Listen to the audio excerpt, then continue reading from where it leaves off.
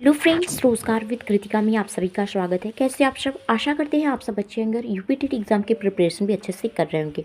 Friends, मैं लेकर आती हूँ डेली 30 क्वेश्चन सीडीपी के पीवाईक्यूज क्वेश्चन एमसीक्यूज बेस्ड में, जो कि आपके आगामी एग्जाम के लिए काफ़ी ज़्यादा हेल्पफुल रहने वाला है आप सभी के लिए। तो फ्रेंड्स, चैनल पे नए तो चैनल को सब्सक्राइब जरूर कर लीजिएगा।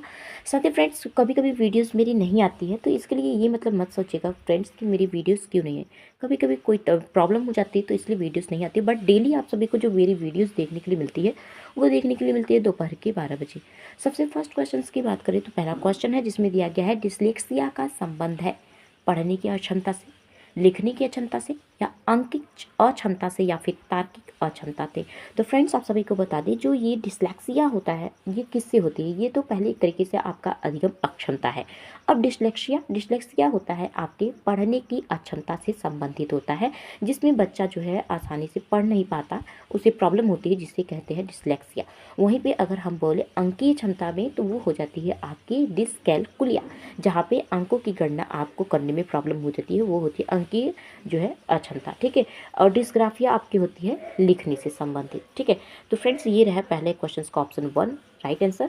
नेक्स्ट क्वेश्चन की बात कर रहे हैं। नेक्स्ट क्वेश्चन है कि बच्चों के सीखने हेतु अभिप्रेरित करने के लिए शिक्षक को बढ़ावा देना चाहिए। प्रतिस्पर्धा, और प्रतिस्पर्धा आप सभी को पता है निगेटिव टैग वर्ड्स है। कक्षा में प्रथम आने वाले बच्चे को पुरस्कृत करना, पुरस्कृत भी आपका जो है निगेटिव है। और सीखने हेतु उचित स्थिति और वातावरण का सृजन, और उसके साथ ही कक्षा में प्रतिभाशाली बच्चों की प्रशंसा करना। अगर प्रतिभाशाली बच्चों की प्रशंसा करेंगे तो अन्य बच्चे जो होंगे डीमोटिवेट होंगे। तो फ्रेंड्स, इसका राइट आंसर हो जाएगा ऑप्शन नंबर सी। वैसे फ्रेंड्स, आप सभी को बता दें सीटेट में आप सभी का टैग वर्ड्स काम करता है, टेट में नहीं। टेट में कॉन्सेप्ट क्लियर होना चाहिए, लेकिन फ्रेंड्स आप सभी अगर गौर से ध्यान से देखेंगे तो यूपी टेट में भी कुछ ऐसे टैग वर्ड्स होते हैं जिससे आप आसानी से क्वेश्चंस को ऑप्शंस को कट करने के बाद ही सही आंसर्स को निकाल सकते हैं। आप देख सकते हैं मैंने कितनी आसानी से क्वेश्चंस के आंसर को निकाला है। तो इस तरीके से आप भी कर सकते हैं और अपना एग्जाम अच्छे से क्वालिफाई करने के साथ ही अच्छे अंक भी ला सकते हैं। बट आपको क्वेश्चन को ध्यान से पढ़ने की जरूरत है। निम्न में से कौन से अच्छे शासन यहाँ पे अनुशासन के लिए मुख्य तत्व है? कुशल मुख्याध्यापक। ठीक है। नेक्स्ट है स्कूल का स्वच्छ वातावरण। नेक्स्ट है कि आदर्श अध्यापक या पुरस्कार और दंड।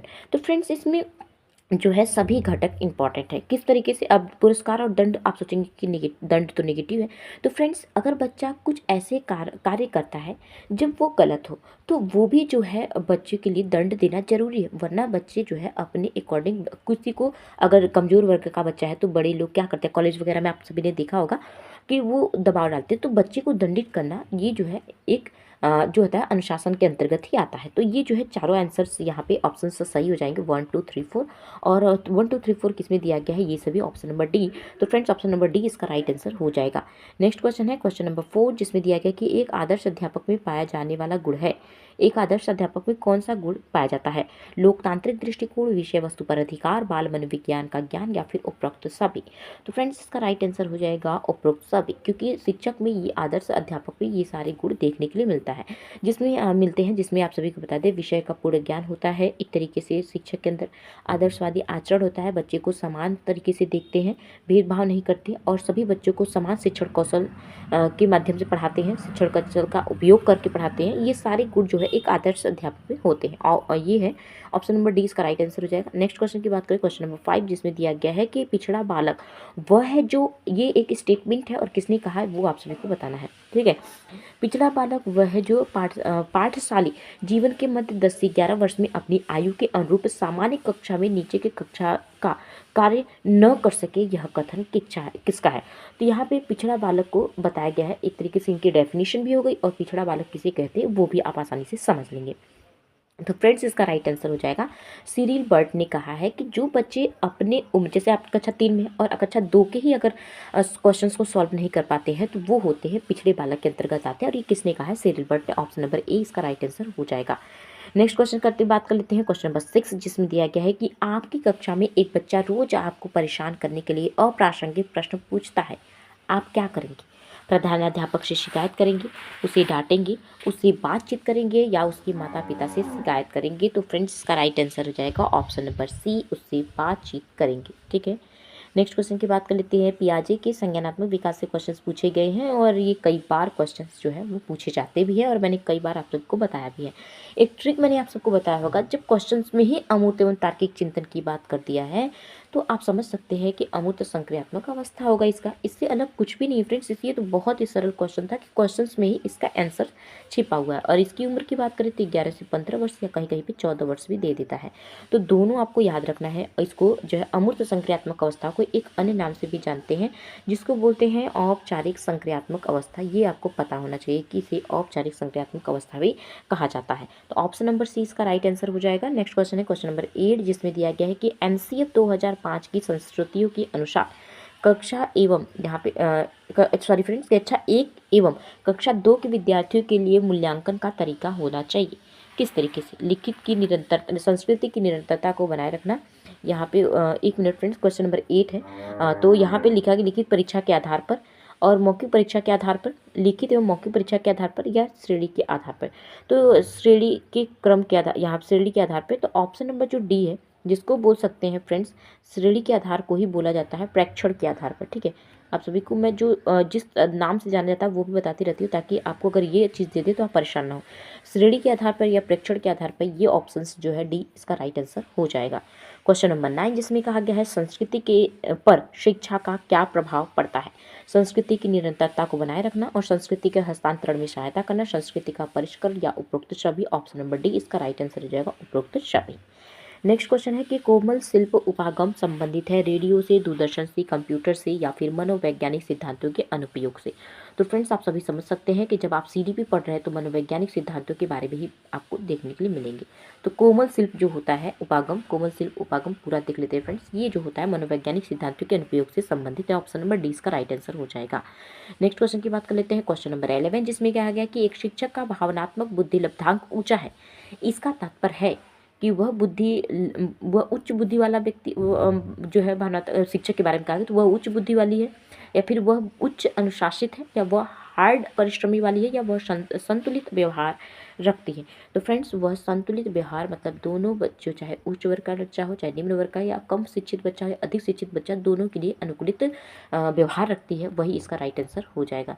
नेक्स्ट क्वेश्चन है क्वेश्चन नंबर 12, जिसमें कहा गया है यहाँ पे आपको ऑप्शंस पढ़ने हैं, उसके बाद कौन कौन से ऑप्शन सही है वो बताने हैं।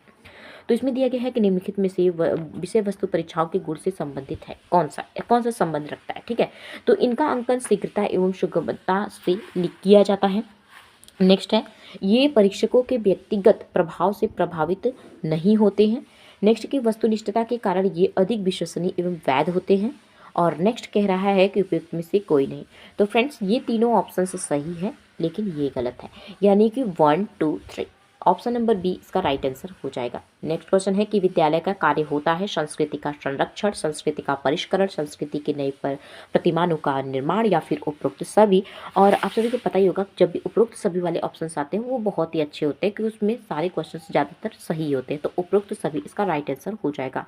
नेक्स्ट क्वेश्चन की बात कर लेते हैं, सामाजिक परिवर्तन का सर्वाधिक कार्यकारी कारण है धर्म, शिक्षा, सरकार या फिर जाति। तो फ्रेंड्स इसका राइट आंसर हो जाएगा शिक्षा। ऑप्शन नंबर बी इसका राइट आंसर हो जाएगा। और शिक्षा के संदर्भ में जो विवेकानंद ने है, उन्होंने कहा भी है कि अगर किसी भी समाज या राष्ट्र का अगर हमें विकास करना है तो उस राष्ट्र के नागरिक जो है उन्हें शिक्षित होना जरूरी है। ये किसका है? स्वामी विवेकानंद का स्टेटमेंट है। इसे बैक करके आप जरूर लिख लीजिएगा, एग्जाम में पूछने के चांसेस बन सकते हैं। राष्ट्रीय दृष्टिबाधित संस्थान स्थित है कहाँ पे? शिमला में, कोलकाता में, देहरादून की, या दिल्ली में। तो ऑप्शन नंबर सी यानी देहरादून में इसका राइट आंसर हो जाएगा। इस तरीके के क्वेश्चन थोड़े कम देखने के लिए मिलते हैं, लेकिन पूछे जा सकते हैं। तो इसीलिए आप सभी को सारे तरीके से प्रिपेयर होकर रहना है कि कहीं से भी क्वेश्चन किसी भी तरीके से पूछे जा सकते हैं।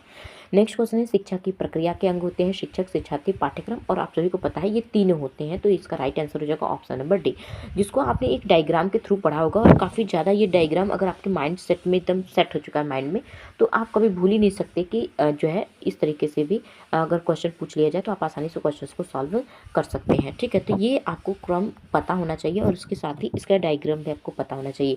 यहाँ पे बीच में आप डाल सकते हैं शिक्षण प्रक्रिया। ठीक है, शिक्षण प्रक्रिया। तो ये सभी जो है छात्र, शिक्षक और पाठ्यक्रम तीनों जो होते हैं वो शिक्षण प्रक्रिया के अंग माने जाते हैं। ठीक है, नेक्स्ट क्वेश्चन, क्वेश्चन नंबर 17, जिसमें कहा गया है कि प्रभावी और स्थायी शिक्षा ग्रहण करने के लिए विद्यार्थी के पास होना चाहिए केवल शिक्षा प्राप्त करने के अवसर। और केवल शब्द हमेशा निगेटिव होता है, और मैंने ये सब आप सभी को बताया भी है। यहाँ पे भी केवल, यहाँ पे भी केवल, बस आपको कुछ करना ही नहीं है। ऑप्शन नंबर 20 का राइट आंसर है। योग्यता और प्रेरणा को वांछित स्तर, इसका राइट आंसर हो जाएगा। नेक्स्ट दिया गया है 18 नंबर, जहाँ पे आपको सुमेल करना है। और यहाँ पे थोड़ा क्वेश्चन इस तरीके से दिया है तो आप थोड़े से कंफ्यूज हो सकते हैं। तो आप सभी को बताना है रिपब्लिक शब्द जो है प्लूटो का है, तो प्लूटो ऑप्शन नंबर सी है। 1 का सी है तो आप सभी को मिलान करना है और देखना है कि 1 का सी यानी कि 1 का थर्ड कहाँ पे दिया है, तो 1 का थर्ड ऑप्शन नंबर ए में दिया है और फ्रेंड्स इसका राइट आंसर यही हो जाएगा। ठीक है, अगर पूरा बताने की कोशिश करें तो आप यहाँ पे देख सकते हैं, अगर पूछा जाएगा एमिल एजुकेशन तो 3 के बाद 4 दिया गया है तो ये हो जाएगा आपका रूसो का, और उसके साथ ही द स्कूल एंड सोसाइटी ये हो जाएगा आपका जॉन डेवी का, और यहाँ पे संध्या विधि यहाँ पे होगा, संन्यास विधि नहीं होगा फ्रेंड्स, 1 मिनट, ये हो गया संध्या विधि होगा। यहाँ पे जो है ये गलत है, यहाँ पे हो जाएगा संध्या विधि। संध्या विधि जो है ये आपका है रूसो का। ठीक है, तो आपको ये पता होना चाहिए। ठीक है, इसका राइट आंसर 1 मिनट फ्रेंड्स, संध्या विधि जो है ये आपका है जो है दयानंद सरस्वती का, दयानंद सरस्वती का, तो इसका राइट आंसर ये हो जाएगा। तो इस तरीके से आप पढ़ सकते हैं। इस क्वेश्चन में आप सभी को थोड़ा कन्फ्यूजन होगा तो एक तरीके से फिर से मैं आप सभी को बता देती हूँ, सिर्फ बताऊंगी, इसको लिखना आपको है। रिपब्लिक जो होगा प्लूटो का हो जाएगा, एमिली एजुकेशन हो जाएगा रूसो का, जॉन डेवी जो हो जाएंगे द स्कूल एंड सोसाइटी हो जाएंगे, और संन्यास विधि आपका दयानंद सरस्वती का हो जाएगा। ठीक है, नेक्स्ट क्वेश्चन की बात कर लेते हैं, क्वेश्चन नंबर 19, जहाँ पे दिया गया है कि खेल शिक्षण विधि के प्रतिपादक, और ये कितनी बार पूछा गया है तो इसको आराम से आप सॉल्व कर सकते हैं। ऑप्शन नंबर बी फ्रॉवेल का है। सिरिल बर्ट के अनुसार पिछड़े बालकों की बुद्धि लब्धि कितनी होती है, और बुद्धि लब्धि के बारे में सिरिल बर्ट काफ़ी ज़्यादा फेमस है, तो 85 से कम इन्होंने माना है। ऑप्शन नंबर 20 का राइट आंसर है। और क्वेश्चन नंबर 21 की बात करें तो यहाँ दिया गया है प्रायः लड़कियाँ गणित में कमजोर होती हैं, तो इसका क्या है, तो यह जो है लैंगिक पूर्वाग्रह पर आधारित धारणा है। ऑप्शन नंबर 20 का राइट आंसर है। और क्वेश्चन नंबर 22 की बात करें तो प्रतिभाशाली बालकों में निम्न विशेषता देखने के लिए मिलती है, तो यहाँ पे जो है अधिक महत्वाकांक्षी और बुद्धिलब्धि 110 से अधिक और विशिष्ट शब्दकोश यानी उपरोक्त से सभी। ऑप्शन नंबर डी इसका राइट आंसर हो जाएगा। और वही बात करें रचनावाद में, तो रचनावाद में दिया गया है कि बच्चे सीखने की प्रक्रिया में निष्क्रिय रूप से प्रतिभाग लेते हैं, तो और ये निष्क्रिय नहीं होते, वो हमेशा सक्रिय होते हैं, और शिक्षा जो होती है शिक्षक केंद्रित न होकर बाल केंद्रित होती है, और शिक्षा व्यवहार देने यहाँ पे ऑप्शन नंबर सी इसका राइट आंसर हो जाएगा, शिक्षा बाल केंद्रित होती है। क्वेश्चन नंबर 24 की बात कर लेते हैं, जहाँ पे दिया गया निम्नलिखित में से कौन सी परिस्थिति में बच्चे का संवेगात्मक और सामाजिक विकास अच्छे से होगा, तो यहाँ पे ऑप्शन है जब बच्चे को महत्वपूर्ण माना जाए और उनकी भावनाओं का सम्मान किया जाए, बच्चे को अधिक से अधिक पढ़ने को कहा जाए, बच्चे को कक्षा में अच्छे अंक दिए जाए, या फिर जब शिक्षक बच्चों को उनके बौद्धिक स्तर यहाँ पे स्तर के अनुसार पढ़ाएं, तो ऑप्शन नंबर ए यानी जब बच्चे को महत्वपूर्ण माना जाए, उनकी भावनाओं को सम्मान किया जाए, ऑप्शन नंबर ए इसका राइट आंसर है। और बच्चों में अच्छे चरित्र का निर्माण किस तरीके से होता है वो बताना है, तो यहाँ पाठ्य पुस्तकों में चरित्र का निर्माण संबंधी पाठ होना चाहिए, तो ऐसा कुछ भी नहीं है फ्रेंड्स, उससे बच्चे का धीरे धीरे अपने आप यहाँ पे देख सकते हैं कुछ कक्षा कक्ष गतिविधि के माध्यम से बच्चों के चरित्र का निर्माण की सहायता मिल सकती है। ऑप्शन नंबर सी इसका राइट आंसर है। नेक्स्ट क्वेश्चन की बात कर लेते हैं, भारत के शैक्षिक इतिहास में किसने प्राथमिक शिक्षा का मौलिक अधिकार संबंधी बिल धारा सभा इंपीरियल काउंसिल में प्रस्तुत किया था, तो ये स्टेटमेंट आप सभी को पता होना चाहिए। ऑप्शन नंबर सी यानी गोपाल कृष्ण गोखले इसके राइट आंसर हो जाएंगे। कब किया था, तो इन्होंने 1910 में किया था, ये भी इंपॉर्टेंट हो जाता है।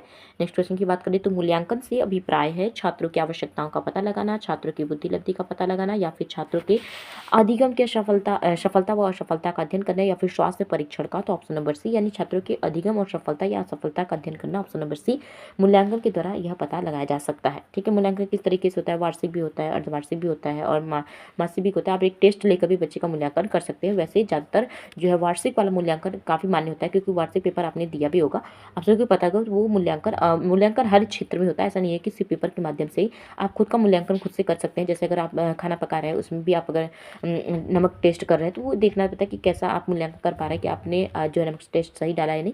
ये स्थानांतरण में भी आता है फ्रेंड्स, वो आपको मैं देती हूँ। ठीक है, नेक्स्ट क्वेश्चन की बात कर लेते हैं, बुनियादी शिक्षा हेतु महात्मा गांधी ने किस पाठ्यक्रम पर बल दिया था, और आप सभी को पता होगा कि जब महात्मा गांधी और इनको आपने जो है पढ़ा भी होगा, तो हस्तकला केंद्रित, ऑप्शन नंबर 20 का राइट आंसर हो जाएगा। और छात्रों को ठीक शब्दाश यहाँ पे दिया गया है, ठीक, शाबाश, बहुत अच्छा कहना क्या होता है, एक तरीके से बच्चों को सकारात्मक शाब्दिक पुनर्बलन दिया जा रहा है, ऑप्शन नंबर 30 का राइट आंसर है। और क्वेश्चन नंबर 30 है, जिसमें दिया गया है कि निम्नलिखित से कौन सा श्रव्य दृश्य सामग्री का उद्देश्य है, और इस क्वेश्चन के आंसर आप सभी को देने हैं, और यहाँ पे ऑप्शंस में दिखा देती हूँ, कमेंट में जरूर करिएगा, और एक बार देख लीजिए क्वेश्चंस को, और इसके बाद कमेंट में जरूर करिएगा। साथ ही आप सभी को बता दें, डेली आप सभी को जो वीडियोस मेरी मिलती है 12 बजे मिलती है।